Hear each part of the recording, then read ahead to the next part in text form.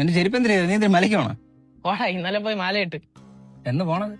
അടുത്ത ഞായറാഴ്ച പോണ്ടാ. ഒരാഴ്ചത്തെ വ്രതം? വാ, ഞാൻ കഞ്ഞി വലയൊന്നും അല്ലല്ലേ. ഒരാഴ്ച വ്രതം പിടിക്കുന്ന പാടെ എനിക്ക് തന്നെ അറിയാം. ഇത്ര ബുദ്ധിമുട്ടാണെങ്കിൽ നിനക്ക് പോവായിരുന്നു. നീ ഒന്ന് പോയാണ്. ഞാൻ എന്റെ 10ാമത്തെ വയസ്സ് തൊട്ട് മല കൂട്ടി തുടങ്ങിയാണ്. ഇന്നൊരു അതിനൊരു മുടക്കം വരുത്തിയിട്ടില്ല. ഈ പ്രാവശ്യം എരുമേലൊരു നമ്മൾ 18 പേര് കാൽനടയായിട്ടാണ് പോണ. പോയിട്ടൊരു ഏകദേശം ഒരാഴ്ച എടുക്കും. ഒരാഴ്ച? എടാ നീ പോണതാ പോണം. നിനക്ക് മര്യാദയ്ക്ക് ബസ്സിലെല്ലാം കയറി പമ്പ് വഴി അങ്ങ് പോയാ പോരെ. അമ്പലത്തിൽ കയറാത്ത നിന്റെ അടുത്ത് ഇതൊന്നും പറഞ്ഞിട്ട് ഒരു കാര്യമില്ല. നമുക്കേ കുറച്ചെങ്കിലും ദൈവഭക്തി വേണം, എങ്കിലേ ജീവിതം മെച്ചപ്പെടുള്ളൂ. നീ എത്ര തവണ മലക്കായിട്ടുണ്ട്?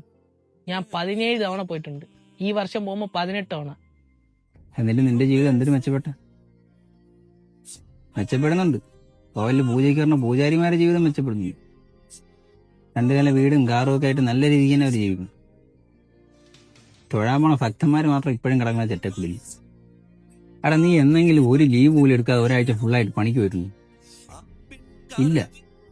പക്ഷെ നിനക്ക് ഒരാഴ്ച കൊണ്ട് നടന്ന് മലയ്ക്ക് പോയിട്ട് അറിയാം. നീ വ്രതം എടുക്കുമ്പോഴത്തേക്കും നിനക്ക് വെള്ളം അടിക്കാതിരിക്കാൻ അറിയാലേ. എന്നാ പിന്നെ നിനക്കത് പെർമനന്റ് ആയിട്ട് അങ്ങ് നിർത്തിക്കൂടെ? നീ ഈ ദൈവത്തിന് വേണ്ടി ചെയ്യണതിന്റെ പകുതി നീ നിനക്ക് വേണ്ടി ചെയ്യും. അപ്പൊ നിന്റെ ജീവിതം മെച്ചപ്പെടും.